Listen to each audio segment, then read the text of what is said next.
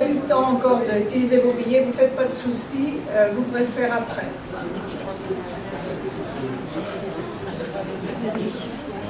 Non. Il reste quelqu'un place au premier rang pour ceux qui veulent vraiment entendre ce que nous allons dire. Ah ben. Tant qu'à faire. Tant qu'à faire.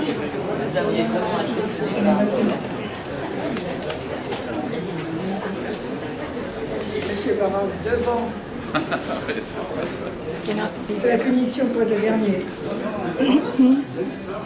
Bon. Cher Louis Giscard d'Estaing, chère Séverine Boîtier, mesdames, messieurs, chers amis, bonsoir à tous. Je suis particulièrement heureuse de vous retrouver nombreux ce soir pour écouter, certes, mais aussi, j'espère, pour poser des questions aux candidats qui, grâce à votre soutien, a le plus de chances dans cette campagne de devenir le député des Français de l'étranger pour la première circonscription Canada-États-Unis, car nous partageons les mêmes convictions. Et chers amis, je ne suis pas la seule à le penser, tant au Canada qu'aux États-Unis.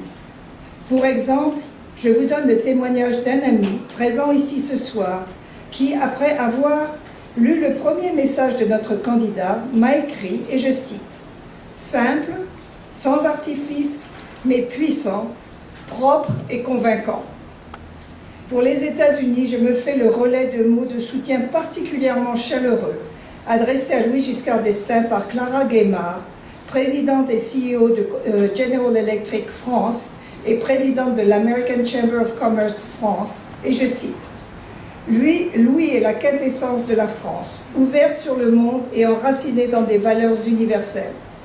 Il connaît parfaitement les États-Unis et est depuis longtemps un acteur essentiel de la relation transatlantique. Il représente la France modeste et forte, qui a confiance en elle et en son avenir, et qui est celle que nous aimons.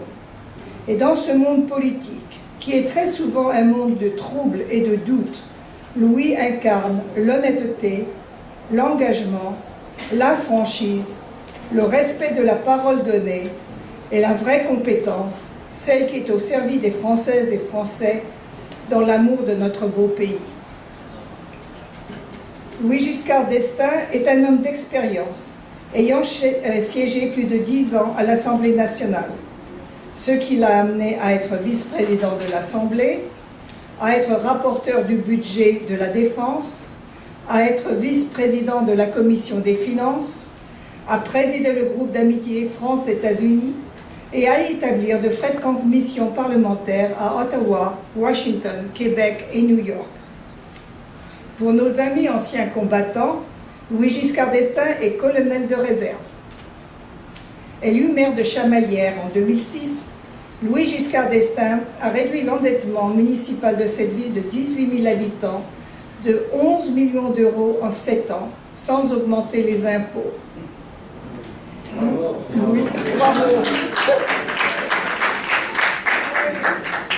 Louis Giscard d'Estaing est aussi le candidat qui a le plus d'expérience nord-américaine. Je m'explique. Il a travaillé aux États-Unis dans les vins et spiritueux, au sein de la filiale de Moet Hennessy à Washington, puis à New York. Il parle parfaitement l'anglais, ce qui sera indispensable pour le futur député qui aura à défendre nos intérêts auprès des autorités canadiennes et américaines anglophones. En 1996, il a épousé une Américaine, originaire de Pasadena, qui malheureusement est décédée d'un cancer en 2011. De cette union est né un fils, Pierre-Louis, un garçon qui a aujourd'hui 13 ans et qui a la double nationalité. Pierre-Louis a des cousins à Toronto et à Boston. Louis Giscard d'Estaing est un rassembleur qui a su fédérer autour de lui un grand nombre de compatriotes de divers horizons et de conseillers à l'Assemblée des Français de l'étranger qui, comme moi, ne pouvaient pas soutenir cette fois encore le parachuté de l'UMP. En 2012, Louis Giscard d'Estaing participait à la fondation de l'UDI, Union des démocrates et indépendants, nouvelle formation politique du centre droit, dont il est un des vice-présidents. Enfin, Louis Giscard d'Estaing a choisi comme suppléante Séverine Boithier, une Française installée à Montréal depuis 16 ans, qui vous présentera lui-même et en indiquant le rôle original et spécifique qu'elle jouera. Cher Louis, à votre tour. Merci.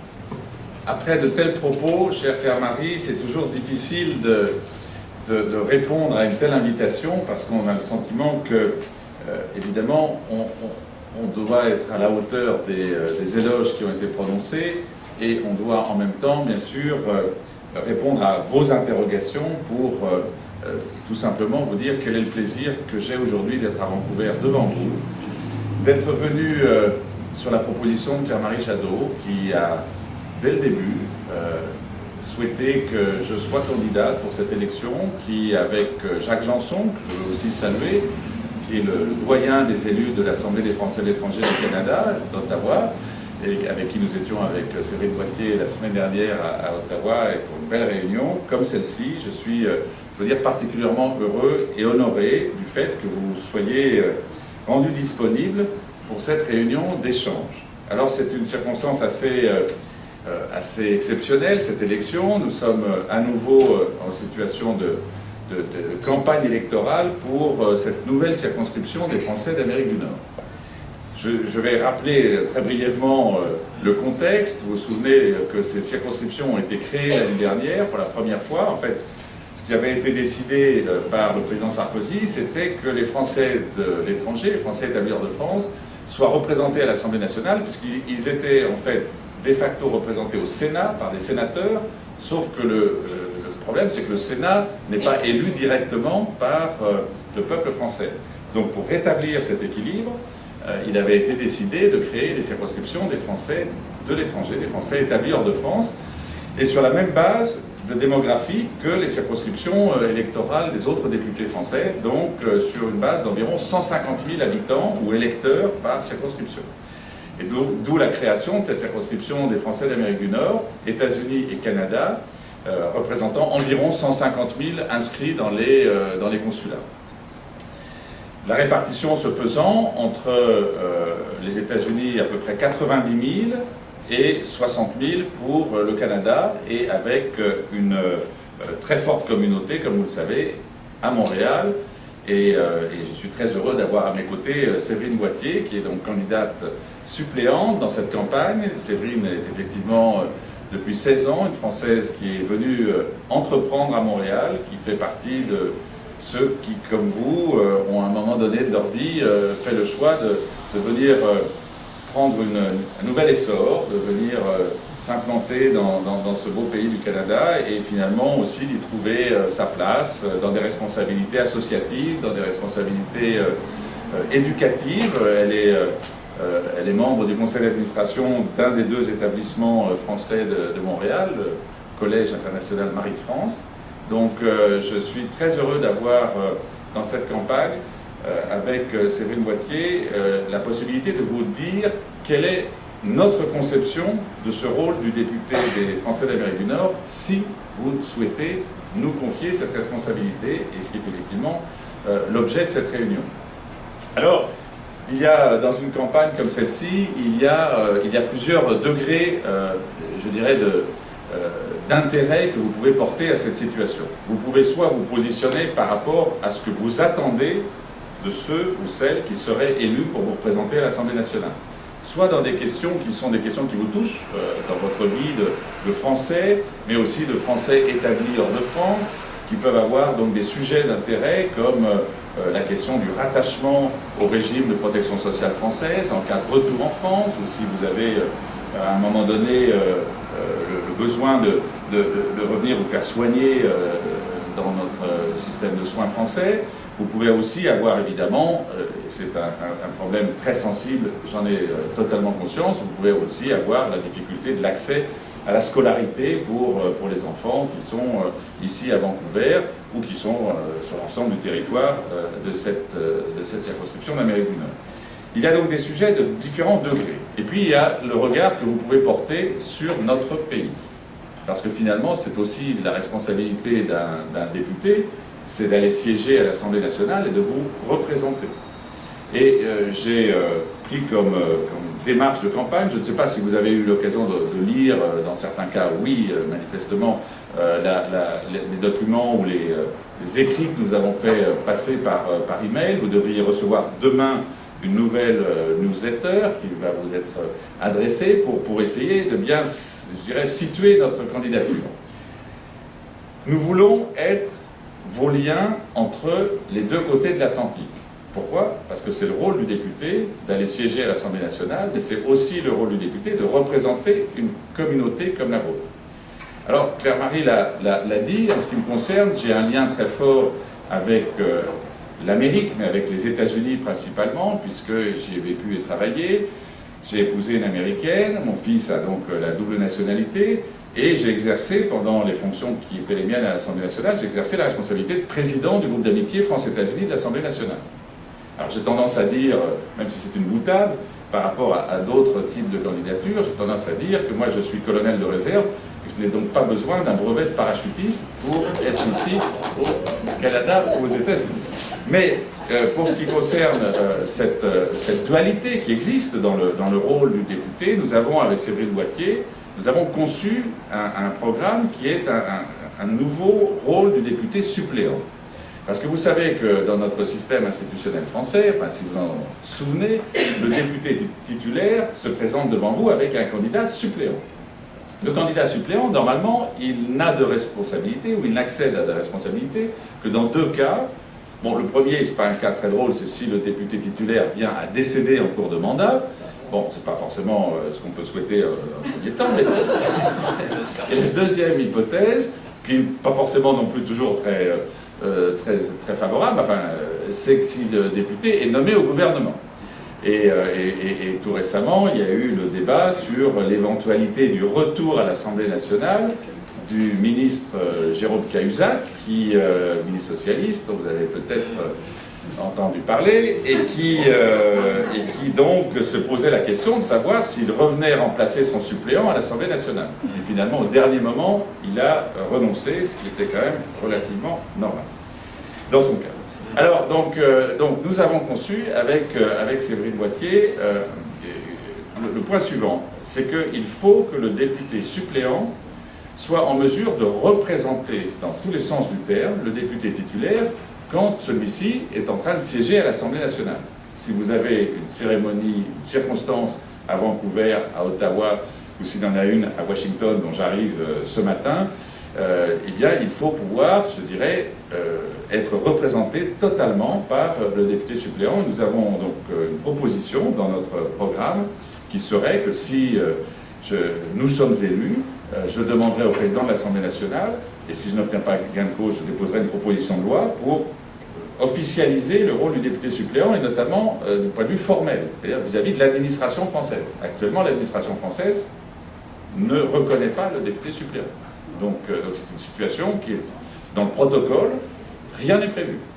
Donc c'est une situation qui est très paradoxale, puisque sur les bulletins de vote, quand même, vous votez en même temps pour un titulaire et un suppléant, donc vous avez, enfin, le suppléant a une légitimité qui est tout à fait comparable à celle du titulaire. Et puis la deuxième chose, le deuxième message que nous voulons vous adresser, c'est qu'évidemment, il faut inscrire cette action de représentation de vous-même, des Français établis en Amérique du Nord, au Canada et aux États-Unis. Il faut établir cette relation dans la durée, en faisant en sorte qu'il y ait un lien permanent qui s'institue sur des sujets qui peuvent vous préoccuper spécialement, ou dans des cas où vous souhaitez aussi faire passer des messages en sens inverse au député qui va aller vous représenter à l'Assemblée nationale et qui pourra ainsi être votre voix, qui pourra être ainsi celui qui vous défendra. Et pour cela, il y a évidemment maintenant des moyens qui sont simples, qui sont des moyens je dirais, de communication virtuelle, enfin électronique, et qui permettent effectivement de constituer ce que nous proposons, une plateforme d'échange qui vous permettrait de nous solliciter pour soit des interventions, soit pour tout simplement avoir des réponses sur un certain nombre de points qui vous préoccupent et rester en contact permanent. Alors, on dit évidemment, c'est le rôle du député, c'est de voter les lois. Oui, c'est vrai, mais en même temps, il doit se faire politiquement l'interprète de ceux qui l'ont élu. Et ça, c'est le deuxième point sur lequel je voudrais évidemment souligner notre candidature et notre engagement, c'est que nous souhaitons, dans cette circonscription, faire gagner nos idées maintenant. Alors vous voyez ce que je veux dire, c'est que ces idées, elles n'ont pas gagné l'année dernière au niveau national, puisque les Français ont fait le choix d'élire un autre président de la République que celui que je défendais, et que Claire-Marie défendait. Nous avons depuis, et ensuite, une élection législative qui a d'ailleurs été assez surprenante, puisque le choix de l'élection présidentielle sur l'ensemble de la circonscription a été inversé au moment des élections législatives, et celle qui a été élue l'année dernière a concouru à la majorité présidentielle issue des urnes. Et finalement, le fait qu'il y ait une nouvelle élection presque un an après l'élection présidentielle, enfin un an d'ailleurs, le 6 mai vient d'être célébré, enfin je ne sais pas si le terme est exactement celui-là, mais enfin dans les sondages en tout cas c'est pas tout à fait le terme qui a été retenu, mais de toute façon ce qu'il faut constater c'est que nous sommes un an après le vote de l'élection présidentielle de l'année dernière, et on peut considérer que les Français découvrent les conséquences de leur vote. Ils le découvrent d'ailleurs en ouvrant les yeux. Ce qui aurait été peut-être préférable, c'est qu'ils les ouvrent dès l'année dernière et qu'ils n'écoutent pas des promesses qui, comme on dit, n'engageaient que ceux qui les donnaient. Alors, on voit bien que nous sommes dans une situation qui est une situation difficile pour notre pays. Je ne veux pas, si vous voulez, en tirer un bilan spécialement défavorable, parce que je pense qu'il faut surtout essayer de redresser notre pays. C'est évidemment dans un esprit très combatif et constructif que je me place, mais j'inscris ma démarche, et vous allez, je pense, partager ce point de vue, j'inscris ma démarche par rapport à cette phrase, ou cette formule que Raymond Barre, qui avait été un bon Premier ministre, même un excellent Premier ministre, d'un très bon Président de la République, il faut le dire aussi, donc ça fait une bonne équipe. Mais donc, Raymond Barre avait dit, dans les années qui ont suivi 1981, il avait dit cette formule qui me paraît essentielle, qu'il fallait que la France cesse de dépenser plus, cesse de travailler moins, et cesse d'emprunter la différence. Et si vous réfléchissez à cette formule, eh bien écoutez, cela fait grosso modo 35 ans que nous sommes dans ce processus. La réduction du temps de travail, hier était un jour férié en France, c'était le 8 mai. La semaine dernière, le 1er mai, était un jour férié. Si vous avez des interlocuteurs en France, dans vos entreprises ou dans vos relations personnelles, en ce moment, c'est difficile de trouver du monde qui réponde au téléphone. Donc nous avons vraiment, enfin j'en suis convaincu, mais je pense vous aussi, nous avons vraiment une réflexion à mener sur la capacité qu'a la France à inverser cette tendance et à se remettre dans un esprit de compétitivité, d'attractivité pour des capitaux extérieurs, mais aussi pour faire en sorte que les jeunes Français n'aient pas tous l'envie de venir à Vancouver. C'est très agréable de venir à Vancouver, et je suis particulièrement heureux d'être de cela aujourd'hui, mais c'est vrai que notre situation à l'égard des jeunes est préoccupante.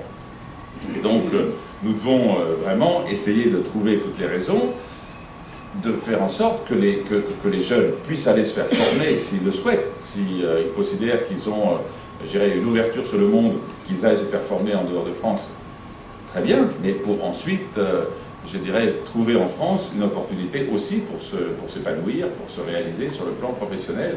Et donc, je vois ici beaucoup d'entrepreneurs, de celles et ceux qui ont fait ce choix, et j'espère très fermement que la France retrouvera prochainement cette aptitude à se projeter dans son avenir avec confiance et en même temps avec une capacité de rassemblement. Donc c'est bien ce choix qui doit être le vôtre. Moi, dans mon parcours, je n'ai jamais été dans l'administration française. Vous savez, souvent la classe politique française est caractérisée par le fait que ce sont des gens qui vont de la fonction publique à la vie élective et font des allers-retours pendant une grande partie de leur carrière. Moi, je fais partie de ceux qui, très rares d'ailleurs, sont issus du monde de l'entreprise. J'ai fondé une petite entreprise quand j'avais 23 ans, quand j'étais étudiant.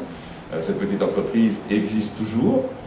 J'ai ensuite travaillé, comme le rappelait Claire-Marie Jadot, j'ai travaillé pour un groupe français de vins et spiritueux aux États-Unis, et qui est un groupe Moët Hennessy, bien connu, mais enfin en même temps qui participe, comme d'autres, à valoriser nos productions et à faire en sorte que sur ces créneaux de production et de savoir-faire, nous soyons dans le domaine de l'excellence et que nous soyons dans la capacité de projeter et d'exporter. Quand on entend actuellement le gouvernement français, le Parti socialiste en particulier, s'en prendre à la chancelière allemande, on se demande quel est le bon sens qui a été perdu dans cette occasion. Parce que si on a des leçons à recevoir, c'est plutôt du côté de l'Allemagne. Mais on n'en a pas à donner. Quand on pense que les Allemands ont absorbé l'Allemagne de l'Est sans demander un centime à l'Union européenne et sans faire jouer la solidarité vis-à-vis des autres pays d'Europe, quand on pense que nous avons la même monnaie qui est l'euro et qu'eux ont une balance commerciale excédentaire et que nous, on a une balance commerciale déficitaire, c'est pas nous qui avons un petit vent de fraîcheur, mais aussi un vent de responsabilité. Je pense que vraiment ce qui caractérise mon parcours politique, les mots de Clara Guémard qui m'honorait tout à l'heure, c'est que effectivement dans ma vie politique, j'ai essayé d'appliquer les mêmes principes que ceux que je préconise pour notre pays.